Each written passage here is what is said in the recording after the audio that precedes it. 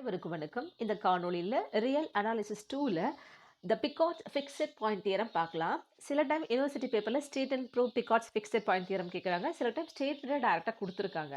So முதல்ல நம்ம statement படிச்சுக்கலாம். Let M rho B A complete metric space. அப்போ கம்ப்ளீட் மெட்ரிக் ஸ்பேஸோட டெஃபினேஷன் நமக்கு தெரிஞ்சாதான் இதுக்குள்ளே நம்ம போக முடியும். ரைட், நம்ம பார்க்கலாம் அதையும். If T is a contraction on M, then there is one and only one point x in m such that tx equal to x.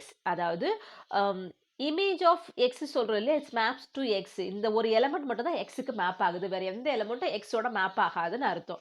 That is T has precisely one fixed point. அப்போது இந்த theorem நம்ம prove பண்ணுறதுக்கு நமக்கு ரெண்டு definition தேவைப்படுது. ஒன்று complete metric space நமக்கு என்னன்னு தெரியணும், அடுத்தது கான்ட்ராக்ஷன் நமக்கு என்னன்னு தெரியணும். ரைட், இப்போ கம்ப்ளீட் மெட்ரிக் ஸ்பேஸோட டெஃபினிஷன் நம்ம ரீகால் பண்ணிக்கலாம்.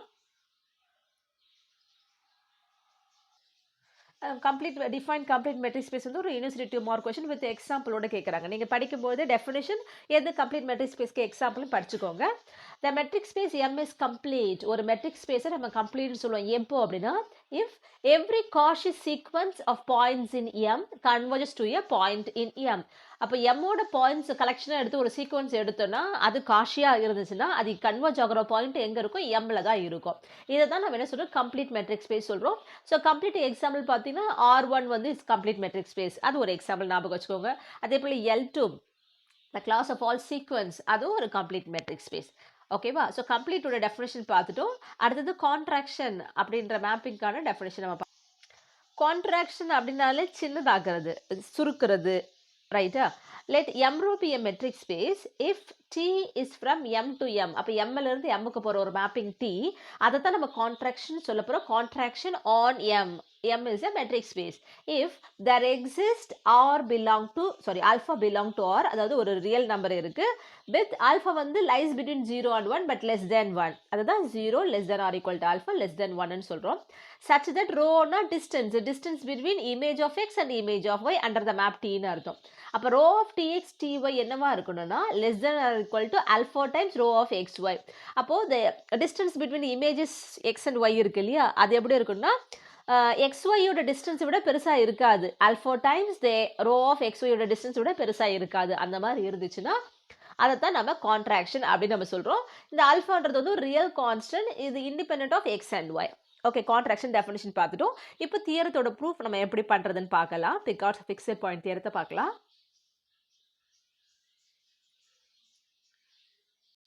ஓகே, ஸ்டேட்மெண்ட்டில் ஒன்று கம்ப்ளீட் மெட்ரிக் ஸ்பேஸ் இருக்குது, இன்னொன்று கான்ட்ராக்ஷன் இருக்குது. அப்போ கான்ட்ராக்ஷன் சொல்லும் போதே நமக்கு என்ன வருது, distance between the 2 element in M வருது. அது எப்படி distance between the image of 2 elements in M வருது இல்லையா. அப்போ 2 எலமெண்ட்டை நம்ம மெட்ரிக் ஸ்பேஸில் எடுத்துக்கணும். இங்கே எம் தான் மெட்ரிக் ஸ்பேஸ், அது வெறும் சாதாரண மெட்ரிக் ஸ்பேஸ் கிடையாது, கம்ப்ளீட் மெட்ரிக் ஸ்பேஸ். அது இருக்கட்டும். அதில் இருக்கிற 2 எலமெண்ட் எக்ஸ் ஒய் நம்ம எடுத்துக்கலாம். X y belong to M. எந்த மேப்பிங்க கான்ட்ராக்ஷன் கொடுத்துருக்காங்க, டிஏ கான்ட்ராக்ஷன் கொடுத்துருக்காங்க. If T is contraction, by the definition நமக்கு என்ன தெரியும், rho of tx ty is less than or equal to alpha times rho of xy. இது equation 1 எடுத்துக்கிறோம். இந்த alpha வந்து belong to R, alpha value lies between 0 and 1 and less than 1, equal to 0 இருக்கலாம். அதாவது 0 less than or equal to alpha less than 1 நம்ம எடுத்துக்கிறோம். இப்போ இந்த டெஃபினிஷன் நம்ம யூஸ் பண்ண போகிறோம். இப்போ rho of tx ty யோட டெஃபினிஷன் நமக்கு என்ன இருக்குது பாருங்க, rho of tx ty is less than or equal to alpha times rho of xy. இதை தான் நம்ம ஒன்றுன்னு எடுத்திருக்கோம் இல்லையா. இப்போது rho of T square x T square y இப்படி இருந்தால் என்ன வருதுன்னு நம்ம பார்க்க போகிறோம். இங்கே டீன்றது இமேஜ் ஆஃப் எக்ஸ் இல்லையா. அப்போ அந்த இமேஜ் டீயை மேப்புக்கு விட்டுட்டு வரும்போது less than or equal to alpha times வருது. வழக்கமாக T square composite function of T into T நம்ம எழுதுவோம். அப்போ இந்த டி ஸ்கொயர் எக்ஸ் இருக்கு இல்லையா, rho of T square x எப்படி எழுதலாம்னா rho of T x comma T of T y.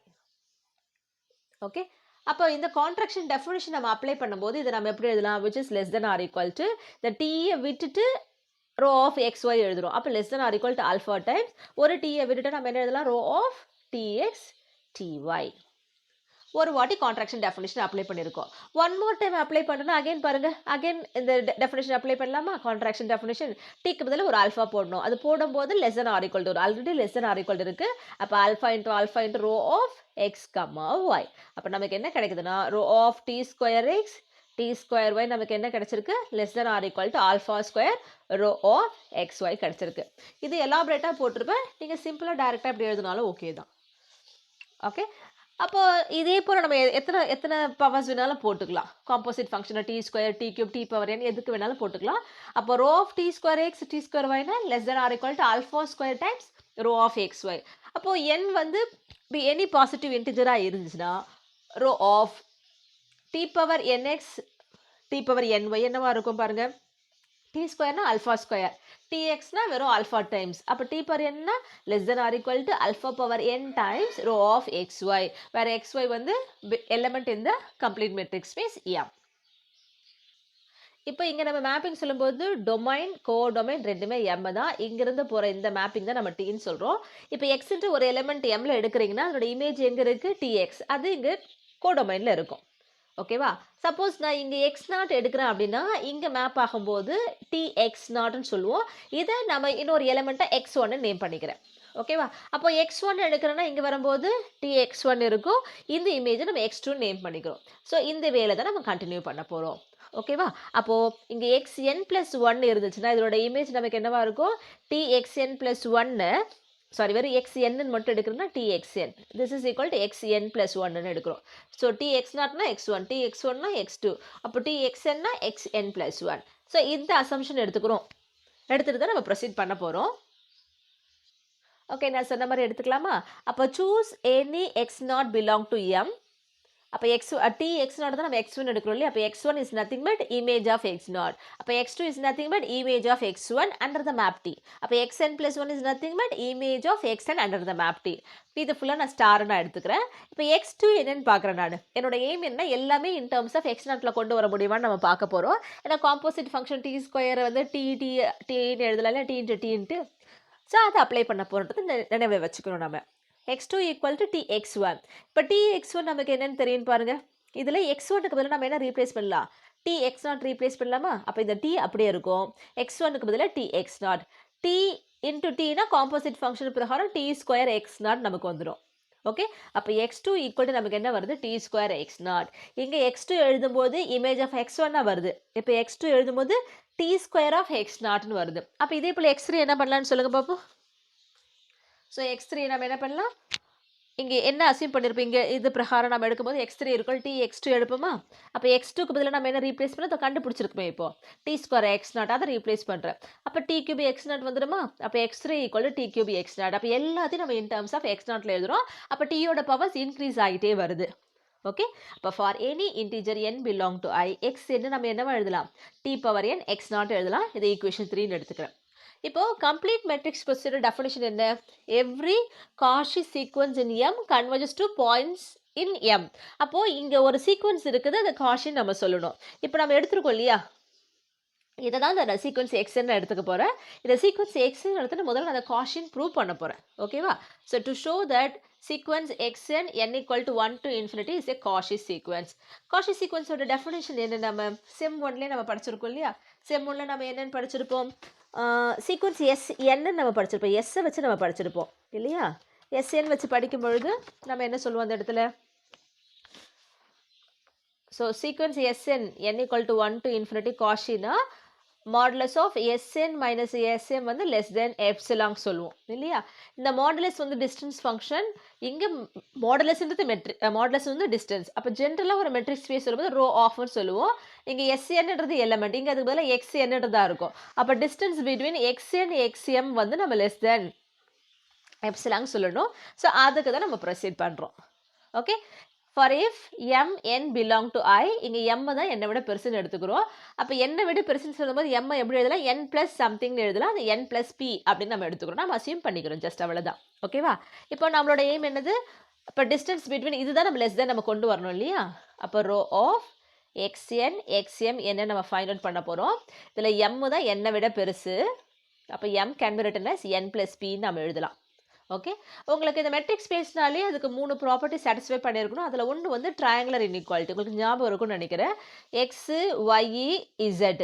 Okay, இப்போ distance between x and y, நம்ம இது எக்ஸுக்கு ஒய்க்குள்ள டிஸ்டன்ஸ் நம்ம வேறு விதமாக சொல்கிறதா இருந்தால் எக்ஸ்லேருந்து இசட்டுக்குள்ள டிஸ்டன்ஸ் ப்ளஸ் இசட்லேருந்து ஒய்க்குள்ள டிஸ்டன்ஸை விட லெஸ் தென் ஆர் ஈக்குவல்ட்டாக தான் இருக்கும். அதுதான் நம்ம ட்ரையாங்குலர் இன்இக்வாலிட்டி நம்ம சொல்லுவோம். அப்போ ரோ ஆஃப் எக்ஸ் ஒய் வந்து is less than or equal to rho of x z plus rho of z ஒய்ன்னு சொல்லுவோம். இப்போ அதே போல் நம்ம இந்த ரோ ஆஃப் எக்ஸ்என் எக்ஸ்எம் இருக்கு இல்லையா, இன் பிட்வீன் நான் என்ன பண்ண போகிறேன்னா n+1 அந்த ட்ரையாங்குலர் இன்இக்வாலிட்டி நான் யூஸ் பண்ண போகிறேன். ஓகே, இப்போ நமக்கு எம் தான் பெருசு இல்லையா, அப்போ n இருக்கும், அடுத்து n+1 இருக்கும், n+2 இருக்கும், எக்ஸெட்ரா வரும்போது தான் m is nothing but n+p. அப்போ n-க்கும் m-க்கும் பிட்வீனில் p எலமெண்ட்ஸ் இருக்குது கரெக்டாக, 1 2 அப்படின்னு வரும்போது பிட்வீனில் p-1 எலமெண்ட்ஸ் இருக்குது. ஓகே, ஸோ நான் ஃபஸ்ட்டு ஒரு எலமெண்ட் இது n-க்கும் m-க்கும் உள்ள டிஸ்டன்ஸ் சொல்லும்போது நடுவில் n+1 வச்சு நான் என்ன பண்ண போகிறேன், ட்ரையாங்குலர் இன்இக்வாலிட்டி எழுதலாம். அப்போ எழுதும்போது நம்ம என்ன பண்ணலாம், which is less than or equal to rho of xn+1 plus rho of xn+1, xm. ஓகேவா, இப்போ n-க்கு அப்புறம் n+1 இருக்குது, ஆர்டரில் இருக்குது. இப்போ அகைன் நான் என்ன பண்ணுறேன், n+1க்கும் m-க்கும் பிட்வீனில் அடுத்து n+2 இன்ட்ரடியூஸ் பண்ண போகிறேன். அப்போ இந்த எலமெண்ட்டுக்கு இந்த டிஸ்டன்ஸுக்கு ட்ரையாங்குலர் இன்இக்வாலிட்டி அப்ளை பண்ண போகிறேன். அப்போ அகைன் ஒரு less than or equal to வரும். இந்த rho of xn plus as it is அப்படியே இருக்கும், rho of xn+1 as it is இருக்கும். இப்போ n+1க்கும் m-க்கும் பிட்வீனில் நம்ம என்ன பண்ணுறோம், இந்த n+2 இன்ட்ரடியூஸ் பண்ண போகிறோம். அப்போ இந்த ஒரு டிஸ்டன்ஸ் ரெண்டு டிஸ்டன்ஸ் சம் ஆஃப் டூ டிஸ்டன்ஸாக எழுத போகிறோம். அப்போ எப்படி எழுதலாம்னு சொல்லுங்கள், ரோ ஆஃப் xn+1 அதுக்கப்புறம் இந்த n+2 எழுத போகிறோம், xn+2 plus rho of xn+2 xm. So இந்த மாதிரியே நம்ம கண்டினியூ பண்ணிகிட்டே இருக்கும்போது இந்த ஆர்டரில் வர மாதிரியே நம்ம எழுதலாம். அடுத்தடுத்து நம்ம எத்தனை எலமெண்ட் வேணுமோ அத்தனை நம்ம இன்சர்ட் பண்ணி எழுதிக்கலாம். அப்புறம் rho of xn+1 plus rho of xn+1 xn+2 plus etcetera. xmன்னா நமக்கு இருக்கிறது n+p. இப்போ அதுக்கு முன்னாடி இருக்கிற எலமெண்ட் நமக்கு என்ன இருக்கணும், n+p-1 இருக்கணும் இல்லையா. அப்போ கடைசியில் இங்கே m-க்கு பதிலாக நான் என்ன எழுதலாம், n+p எழுதலாம். அப்போ இதுக்கு முன்னாடி n+p-1 ப்ளஸ். ஸோ அதுதான் இங்கே எழுதியிருக்கேன் நான். ஓகேவா, இப்போ xn நம்ம கடைசியாக அந்த தேர்ட் ஒனில் நம்ம ப்ரூவ் பண்ணும்போது நம்ம என்ன ப்ரூவ் பண்ணியிருக்கோம்னா, தேர்ட் ஈக்குவேஷனில் என்ன ப்ரூவ் பண்ணியிருக்கோம், xn equal to t⁻n x0. இதுதான் நமக்கு ஈக்குவேஷன் 3. இப்போ எல்லாத்துலேயும் நான் இந்த x0 கொண்டு வர முடியறதுக்கு பதிலாக t⁻n கொண்டு வரணும்னு நான் பார்க்க போகிறேன். ஓகேவா, அப்போ இந்த xn+1க்கு பதிலாக நான் என்ன எழுதலாம் அப்படின்னு பார்க்கணும். இப்போ xnக்கு பதிலாக நான் என்ன எழுத போகிறேன், t⁻n x0. இப்போ this is equal to rho of xnக்கு பதிலாக t⁻n x0. ஆனால் xn+1க்கு பதிலாக நான் x0 கொண்டு வச்சு எழுதலாம். ஆனால் x0 இல்லாமல் நான் எழுதுறேன் அப்படின்னா t⁻n தான் எனக்கு வேணும். அப்போ t⁻n எழுதும்போது இது n விட்டுனா மீதி இருக்கிறது 1. அப்போ x1 ப்ளஸ் அடுத்தது எழுதும்போது இங்கேயும் ரோ ஆஃப் t⁻nல தான் எனக்கு வேணும். இந்த xn சஃபிக்ஸ் n வரும்போது t⁻n டைம்ஸ் அவ விட்டுனா ரிமைனிங்கிறது x1. இங்கே வரும்போது n எடுத்தும்போது t⁻n n+2 வரும்போது வெறுமனே x2 ப்ளஸ் எக்ஸெட்ரா. ஸோ இந்த மாதிரி ப்ரொசீட் பண்ணி நம்ம எழுதுவோம். Okay, t⁻n x0 t⁻n x1 plus rho of n+1 தான் t⁻n+1 x0க்கு பதிலாக நம்ம என்ன பண்ணிக்கலாம், x0 x1 வர மாதிரி அந்த மாதிரி நம்ம எழுதிக்கிறோம். இல்லை, நான் எழுதும்போது ஒன்று x0 x1 x2ன்னு எழுதிக்கிறேன். ஆனால் எல்லாத்துலேயும் எனக்கு x0 x1 வர மாதிரி வேணும். அப்போ இந்த மாதிரி எழுதாமல் அகைன் நான் அந்த ப்ரீவியஸ் ஸ்டெப் எழுதுகிறேன். ரோ ஆஃப் xn+1 இருக்குது plus rho of xn+1 xn+2 இருக்குது plus etcetera plus rho of xn+p-1 xn+p இருக்குது. ஸோ எல்லாத்துலேயும் எனக்கு என்ன வரணும், t-யோட பவர் n வந்துட்டு x0 x1 வர மாதிரி நம்ம பார்க்க போகிறோம். xnனா t⁻n x0. ஓகேவா, அப்போ இந்த ரோ ஆஃப் ஈக்குவல் டு தான் இது t⁻n x0, கமா இந்த n விட்டுட்டு t⁻n எழுத போகிறோம். அப்போ இங்கே x1 வருது. ஓகேவா, ப்ளஸ் இங்கே வரும்போது பாருங்கள் 1ம் 2ம் இருக்குது. அகைன் எனக்கு x0 x1 வேணும். அப்போ இதை t⁻n+1 எடுக்கும்போது x0 வரும். இங்கே 1 வேணும்னா t⁻n+1 எடுத்துகிட்டா மீதி 1 x1 வந்துடும். ஸோ எல்லாத்துலேயும் நம்ம x0 x1 வர மாதிரி எழுத போகிறோம். So this is rho of t⁻n+1, இது x0. இங்கே வரும்போது n+2 இருக்கு இல்லையா, இது n+1 + 1 எழுதுகிறோம். xn+1க்கு பதிலாக t⁻n+1 x1 plus etcetera. So last one எழுதும்போது நம்ம என்ன பண்ணுவோம், ரோ ஆஃப் இங்கே என்ன இருக்கோ சஃபிக்ஸ் அப்படியே t பவர் எடுத்துக்கோங்க, t⁻n+p-1 x0, கமா இங்கே n+p இருக்கு இல்லையா, இதே பவர் எழுதிட்டா அங்கே 1ன்னு வந்துடும் உங்களுக்கு. அப்போ t⁻n+p-1 x1. ஓகே, இப்போ இந்த கான்ட்ராக்ஷன் டெஃபினிஷன் அப்ளை பண்ணி நம்ம என்ன பண்ணியிருக்கோம், ரோ ஆஃப் டிஎக்ஸ் டிஒய்னா less than or equal to alpha times x comma y சொன்னோம் இல்லையா, இங்கேயும் டி பவர் n இருக்குது, இங்கேயும் டி பவர் n இருக்குது, சேமாக இருக்கணும். அப்போ தான் நம்ம அந்த கான்ட்ராக்ஷன் டெஃபினிஷன் வச்சு ரிசல்ட் கொண்டு வந்திருக்குமே அதை அப்ளை பண்ண முடியும். அப்போ இங்கேயும் டி பவர் n இங்கேயும் T power n alpha power n எழுதலாமா, which is less than or equal to alpha power n rho of x not x one. Plus இங்கே வரும்போது ரெண்டுத்துலேயும் பாருங்கள் T power n plus one இருக்குது. அப்போ alpha power n plus one rho of x not x one plus etcetera. So அந்த step தான் இங்கே எழுதியிருப்பேன். இப்போ லாஸ்ட்டாக வரும்போது இங்கே என்ன வரும் உங்களுக்கு, T power n plus p minus one இல்லையா, அப்போ plus alpha power n plus p minus one எடுக்கும்போது rho of x not x one. ஓகேவா, அப்போ எல்லாத்துலேயும் நமக்கு என்ன காமனாக இருக்குன்னு பாருங்கள். இங்கே ஆல்ஃபா பவர் n இருக்குது, இங்கே n ப்ளஸ் ஒன் இருக்குது, n plus p minus one இருக்குது. அப்போ இதில் இருக்கிற லீஸ்ட் பவர் வந்து ஆல்ஃபா பவர் n தான். அந்த ஆல்ஃபா பவர் n வெளியே எடுத்துட்டோம், rho of x not x ஒன்னை வெளியே எடுக்கிறோம். அப்போ எடுத்துட்டா இங்கே மீதி இருக்கிறது ஒன்று, இது எடுத்துட்டா ரிமைனிங் இருக்கிறது ஆல்ஃபா பவர் ஒன்று இருக்கும், அப்போ ஆல்ஃபான்னு எழுதுகிறோம். Plus alpha power two etcetera போயிட்டே இருக்கும். ஓகேவா, இது பார்த்தீங்கன்னா நமக்கு என்னவோ கிடைக்கும், 1 ப்ளஸ் ஆல்ஃபா ஸ்கொயர்னு ஜிபி ஜியோமெட்ரிக் ப்ராக்ரெஷன் பெருக்கு தொடர் வரிசை நம்ம சொல்லுவோம் இல்லையா. ஸோ அங்கே இருக்கும்பொழுது இன்ஃபைனைட் சீரிஸை சம் பண்ணுறதுக்கு நம்ம என்ன formula, S alpha equal to a by 1 minus r. ஏன்றது ஃபஸ்ட் டேர்ம் வந்து 1, ஆறுன்றது வந்து காமன் ரேஷியோ வந்து ஆல்ஃபா. அப்போ நம்ம இதை ரீப்ளேஸ் பண்ணும்போது 1 பை 1 மைனஸ் ஆல்ஃபா, அதுதான் இங்கே எழுதியிருக்கோம் நம்ம.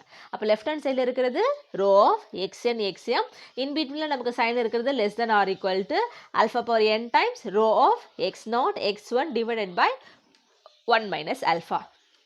இப்போ ஆல்ஃபாவோட வேல்யூ நம்ம இனிஷியலாக எடுக்கும்போது ஆல்ஃபா பற்றி நம்ம என்ன எடுத்துருக்கோம், 0 less than or equal to alpha less than 1ன்னு எடுத்துருக்கோம். ஓகே, ஈக்குவல் டு 1 கண்டிப்பாக வராது, லெஸ் தென் 1 தான். இப்போ லெஸ் தென் 1க்கு ஃபார் எக்ஸாம்பிள் நான் சொல்கிறேன், சப்போஸ் ஆல்ஃபா வந்து 0.5 நம்ம எடுத்துக்கலாமே. ஓகேவா, அப்போ ஆல்ஃபா ஸ்கொயர் நமக்கு என்ன வரும், 5 5 25னா 0.25 வரும். ஆல்ஃபா கியூப் எடுத்திங்கன்னா 5 கியூப்னு வரும்போது 125, அப்போ 0.125. ஆல்ஃபா பவர் 4 5 பவர் 4னா 625, 4 டெசிமல் தள்ளி பாயிண்ட் இருக்கணும் இல்லையா, அப்போ 0.0625. அப்போ அந்த ஆல்ஃபாவோட பவர் இன்க்ரீஸ் ஆக இந்த வேல்யூ பாருங்கள் 0.5 இருக்கும், அப்புறம் குறையுது 0.25 0.125 0.0625 ரெடியூஸ் ஆகிட்டே போகுது. அப்போ இது வேல்யூ எதை நோக்கி போகுதுன்னா டென்ஸ் டு 0. அப்போ limit n tends to infinity alpha power n equal to 0. அதனால தான் இந்த வேல்யூ ரொம்ப இம்பார்ட்டன்ட், ஈக்குவல் டு 1 எடுத்தால் வராது இது. ஓகேவா, அப்போ ஈக்குவல் டு 0 அப்படின்னா என்ன ஆகுது உங்களுக்கு, ரோ ஆஃப் லெஃப்ட் ஹேண்ட் சைடில் இருக்குது ரோ ஆஃப் எக்ஸ்என் எக்ஸ்எம் வந்து is less than or equal to 0. அப்போ விச் இஸ் லெஸ் தென் எப்சிலாங்கிற அந்த இதுக்கு வந்துருச்சு இல்லையா நமக்கு.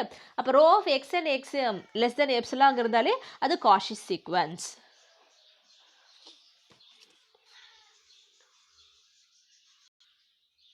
அதுதான் இங்கே எழுதியிருக்கோம். So rho of x n x m distance between any two elements tends to 0 தான், அது எக்ஸாக்டாக ஈக்குவல் டு 0 கிடையாது. எப்போலாம் லிமிட் ஈக்குவல் டு 0நோ அந்த distance between two values approaches 0 தான். அப்போ can be made arbitrary small by taking n and hence m sufficiently large. அப்போ n ஸ்மால்னா m அதுக்கேற்ற மாதிரி பெருசாக எடுத்துக்கணும்னு அர்த்தம். ஓகேவா, அப்போ rho of x n x m tends to 0 approaches 0 which means less than epsilon. அப்போ நம்ம என்ன சொல்லலாம், நம்ம எது எடுத்திருக்கோம், சீக்வன்ஸ் எக்ஸ்என் தான் எடுத்திருக்கோம், which is a Cauchy sequence. அப்போது அந்த கம்ப்ளீட் மெட்ரிக் ஸ்பேஸில் நம்ம ஒரு சீக்வன்ஸ் எடுத்திருக்கோம், அதை நம்ம காஷின்னு சொல்லிட்டோம். ரைட், ஆக்சுவலாக கம்ப்ளீட் மெட்ரிக் ஸ்பேஸோட டெஃபினிஷன் என்ன, every Cauchy sequence of points in M converges to a points in M. கரெக்டாக, அப்போ அந்த ஹைப்போதசிஸ் பிரகாரம் m கம்ப்ளீட்ன்றதால இந்த சீக்வன்ஸ் ஒரு பாயிண்ட்டுக்கு கன்வர்ஜ் ஆகணும், அந்த பாயிண்ட் எங்கே தான் இருக்கணும், mல தான் இருக்கணும். ஓகேவா, இந்த கன்வர்ஜ் ஆகுதுன்ற வார்த்தை சொல்கிறோம் இல்லையா, அந்த கன்வர்ஜ் ஆகுதுன்னா ஆக்சுவலாக லிமிட்னு நம்ம போத்துக்கலாம். ஓகேவா, so x n converges to a point in m, அந்த பாயிண்ட்டை தான் நம்ம எக்ஸ்ன்னு எடுத்துக்க போகிறோம். இப்போ இதை வேர்டிங்கில் எழுதிருக்கோம் இல்லையா, அதை நோட்டேஷனை எழுதும்போது limit n tends to infinity xn equal to xன்னு நம்ம எழுதுவோம். ஓகே, இதுக்கு வார்த்தையில் கன்வர்ஜஸ் சொல்லும் போது லிமிட்டாக நம்ம எழுதுகிறோம், அதுதான் இங்கே எழுதியிருக்கேன். ஓகே, அதே போல் செம் 1ல் நம்ம படிச்சிருப்போம் ஃபங்க்ஷன் பற்றி நம்ம படிக்கும் பொழுது அந்த எலமெண்ட் எதுக்கு மேப் ஆகுது, எதுக்கு கன்வர்ஜ் ஆகுதோ அப்போ image of that element converges to the image of that limit. ஓகேவா, அப்போ லிமிட் எக்ஸ்என் வந்து கன்வர்ஜஸ் டு எக்ஸாக இருந்துச்சுன்னா லிமிட் டி எக்ஸ்என் வந்து எதுக்கு கன்வர்ஜ் ஆகும், டிஎக்ஸுக்கு கன்வர்ஜ் ஆகும். ஸோ இது ஈக்குவேஷன் 4ன்னு நம்ம எடுத்துக்கிறோம். பட் நம்ம ஸ்டார்னு ஒன்று ஸ்டார்டிங்கில் எடுத்து ஞாபகம் இருக்கா உங்களுக்கு, இமேஜ் பற்றி பேசணுமே, இந்த மாதிரி இமேஜஸ் எடுக்க சொன்னேன் இல்லையா? அப்போ இந்த இடத்துல நமக்கு என்ன தெரியுது? xn plus 1 is nothing but txn. இந்த ரிசல்ட், இந்த லாஸ்ட்ல இருக்கு இல்லையா? இந்த ரிசல்ட்டை நம்ம இங்கே யூஸ் பண்ண போகிறோம். ஓகே, ஸோ இந்த limit of n tends to infinity txn equal to tx வந்து ஈக்குவேஷன் 4னு எடுத்துக்கிறோம். But we know the result txn equal to xn plus 1 by the equation star. And so இப்போ அப்போ அதாவது நம்ம இங்கே சீக்வன்ஸ் xn தான் நம்ம கன்வர்ஜன் சொல்லியிருக்கோம். எதை நம்ம கன்வர்ஜன் சொல்லியிருக்கோம்? Sequence xn n equal to 1 to infinity வந்து சாரி கன்வர்ஜனில் இதுதான் காஷி சீக்வன்ஸ் சொல்லியிருக்கிறோம். அப்போது காஷி சீக்வன்ஸ் கன்வர்ஜஸ்னால் அதோட சப்சீக்வன்ஸும் கண்டிப்பாக கன்வர்ஜஸ் தான். அப்போ சீக்வன்ஸ் xn plus 1 என்னவா இருக்கும்? இதனோட சப்சீக்வன்ஸாக இருக்கும். இதுவும் கன்வர்ஜாக இருக்குமா? இந்த சீக்வன்ஸ் xn plus 1 எதுக்கு ஈக்குவல்னு சொல்லியிருக்கோம்? txn சொல்லியிருக்கோம். அப்போ xn plus 1 equal to txnனா இந்த சீக்வன்ஸ் xn plus 1க்கு பதிலாக சீக்வன்ஸ் txn நம்ம சொல்லலாம். அப்போ இது என்னவா இருக்கும்? இது சப்சீக்வன்ஸ் ஆஃப் xnன்னு அர்த்தம். நான் சொல்கிறது புரியுதுங்களா உங்களுக்கு? xn plus 1 வந்து சப்சீக்வன்ஸ் ஆஃப் xn. ஆனால் இந்த xn plus 1 எதுக்கு ஈக்குவலாக இருக்குது? txnக்கு ஈக்குவலாக இருக்குது. அப்போ சீக்வன்ஸ் txn எதோட சப்சீக்வன்ஸாக இருக்கும்? xnக்கு சப்சீக்வன்ஸாக இருக்கும். ஓகே, அதுதான் இங்கே எழுதியிருக்கேன். Sequence txn n equal to 1 to infinity being a subsequence of xn n equal to 1 to infinity. But xn நமக்கு converges to x ன்னு சொல்லியிருக்கோம் இல்லையா? அப்போது இந்த sequence must be converges to x இருக்கணும். அந்த converges to x தான் இங்கே எழுதியிருக்கேன். Sequence xn must converges to x இருக்கும். அப்போ xக்கு பதிலாக நம்ம எப்படி இதெல்லாம் limit n tends to infinity xn equal to x. அப்போ xn xக்கு கன்வர்ஜ் ஆகுதுன்னா அதோட சப்சீக்வன்ஸும் அதுக்கே தான் கன்வர்ஜ் ஆகும். ஒரு சீக்வன்ஸ் கன்வர்ஜஸாக இருந்துச்சுன்னா அதோட subsequent converges to the same limit தான். அப்போது txn வெறுமனே xn கன்வர்ஜஸ் டு எக்ஸ்னா xn plus 1 converges to x தான். ஞாபகம் வச்சுக்கோங்க, கன்வர்ஜஸ்ன்னு சொல்கிற நம்ம வார்த்தையை நோட்டேஷனாக எழுதும்போது லிமிட்டாக போட்டு எழுதுவோம். அதுதான் இங்கே எழுதியிருக்கேன். அப்போ இந்த xn plus 1க்கு பதிலாக நம்ம என்ன எழுதலாம்? ஸோ நமக்கு என்ன தெரியும்? கன்வர்ஜன் நம்ம சொல்லும்பொழுது limit n tends to infinity xn எது கன்வர்ஜ் ஆகுது? எக்ஸுக்கு கன்வர்ஜ் ஆகுது. xn வந்து காஷி சீக்வன்ஸ், இதனோட சப்சீக்வன்ஸ் இது xn வந்து காஷி சீக்வன்ஸ். அப்போ இதனோட சப்சீக்வன்ஸ் xn plus 1. காஷி சீக்வன்ஸும் சப்சீக்வன்ஸும் converges to the same limit. Therefore நம்ம என்ன சொல்லலாம்? Limit n tends to infinity xn plus 1 எதுக்கு கன்வர்ஜ் ஆகும்? எக்ஸுக்கு கன்வர்ஜ் ஆகும். ரைட்டா? இப்போ xn plus 1 நம்ம என்னென்னு எடுத்திருக்கோம்? txn எடுத்திருக்கோம். So therefore limit n tends to infinity xn plus 1க்கு பதிலாக txn equal to xn நம்ம எழுதலாம். இதை நம்ம 5ன்னு எடுத்துக்க போகிறோம். ஓகே, ஏற்கனவே limit n tends to infinity txn equal to txn நம்ம சொல்லியிருக்கோம். இப்போ காஷி சப்சீக்வன்ஸ் யூஸ் பண்ணி limit n tends to infinity txn equal to xன்னு சொல்லியிருக்கோம். 4 and 5 கம்பேர் பண்ணுங்கள். லெஃப்ட் ஹேண்ட் சைடு ரெண்டும் சேம் லிமிட். அப்போ right hand side must be equal. அப்போ right hand side இங்கே என்ன இருக்குது? tx இருக்குது, இங்கே x இருக்குது. So 4 and 5 implies tx equal to x. அப்போது x எது கூட மேப் ஆகுதுன்னா x உடைய தான் மேப் ஆகுது. So that x is a fixed point. ஆனால் இது one and only fixed point, precisely one fixed point சொல்கிறோம் இல்லையா? அதாவது இங்கே டொமைனில் x இருக்குன்னா இங்கே மேப் ஆகும்போது அதை நம்ம txன்னு சொல்கிறோம். x எது கூட மேப் ஆகுது? tx கூட மேப் ஆகுது. வேறு எந்த எலமெண்ட்டும் tx கூட மேப் ஆகுதுன்னு அர்த்தம். சப்போஸ் நீங்கள் y எடுத்தீங்கன்னா அது போய் இங்கே tyக்குன்னு வராது. கரெக்டா? அப்போ x tx கூட மட்டும்தான் மேப் ஆகுது. tx equal to xனா ப்ரிசைஸ்லி 1 பாயிண்ட். அப்போ ஒரே ஒரு பாயிண்ட் இருக்கிறதுன்றது நம்ம எப்படி சொல்லணும் அப்படின்றது தான் அடுத்து நம்ம பார்க்க போகிறோம். ஓகே, அதை ப்ரூவ் பண்ணுறது நம்ம என்ன பண்ண போகிறோம்னா y belong to m, x இல்லாமல் இன்னொரு எலிமெண்ட் எடுத்துக்கிறோம். ரெண்டு ஈக்குவல் கிடையாது. y not equal to xன்னு நம்ம எடுத்துக்கிறோம்.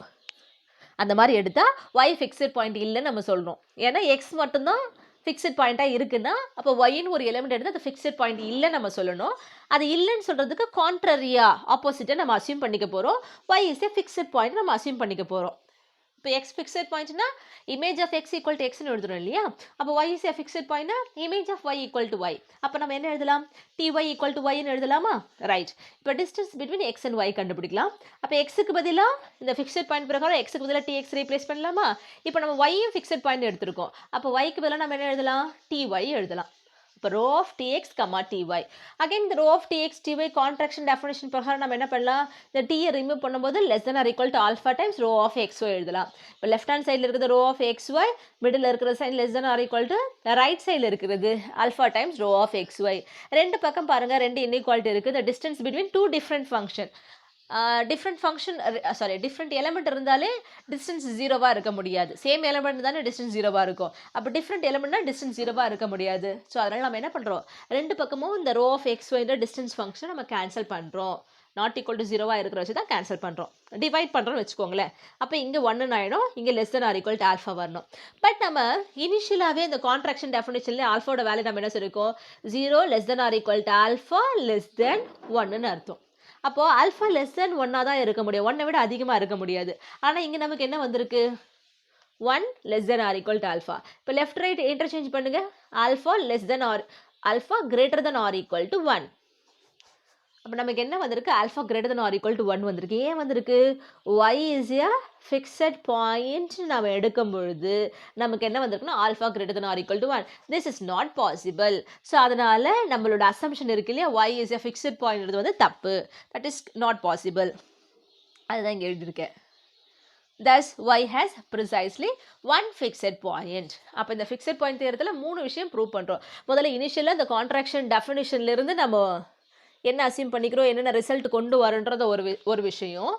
ஓகே, இதிலிருந்து இமேஜஸ் நம்ம எதுவாக எடுத்து செலக்ட் பண்ணி வச்சுக்கிறோம். x1 வந்து D of x not, x2 வந்து டி ஆஃப் x1 எடுத்துகிட்டு அதுலேருந்து ஒரு ரிசல்ட் நம்ம டிரைவ் பண்ணி வச்சுருப்போம். அப்புறம் சீக்வன்ஸ் எக்ஸ்ன்னு வந்து நம்ம காஷி சீக்வன்ஸ்னு ப்ரூவ் பண்ணுவோம். காஷி சீக்வன்ஸ்னு ப்ரூவ் பண்ணிட்ட பிறகு அதுக்கு கன்வர்ஜ் ஆகிற பாயிண்ட் எங்கே இருக்குன்னு நம்ம சொல்லணும், எம்லேயே இருக்குன்னு நம்ம எடுத்துப்போம் இல்லையா. அதை எடுத்துகிட்டு என்ன ரிசல்ட் வருதுன்னு பார்க்குறோம். என்ன எம் கம்ப்ளீட்னு வச்சுருந்தால அது converge to the point in M, அந்த ரிசல்ட் வச்சுக்கிறோம். அகெயின் இந்த star T x n equal to x n plus இது ரெண்டுத்தையும் கொண்டு வந்து subsequence converge to the same limit கொண்டு வந்துட்டு தான் டிஎக்ஸ் ஈக்குவல் டு எக்ஸ்ன்றது ஃபிக்ஸட் பாயிண்ட் நம்ம சொல்கிறோம். இதுக்கப்புறம் ஒன்லி ஒன் ஃபிக்ஸட் பாயிண்ட்னா எக்ஸை தவிர வேறு ஃபிக்ஸட் பாயிண்ட் இல்லைன்னு ப்ரூவ் பண்ணுறதுக்காக ஒய் நாட் ஈக்குவல் டு எக்ஸ்ன்னு எடுத்துக்கிட்டு ஒய்யை ஃபிக்ஸட் பாயிண்ட் எடுத்துக்கிட்டால் நமக்கு கான்ட்ரடிக்ஷன் வருது. ஸோ அதனால நம்ம final result T has precisely one fixed point prove பண்ணுறோம். Hence the result. அடுத்த காணொளியில் பார்க்கலாம். நன்றி, வணக்கம்.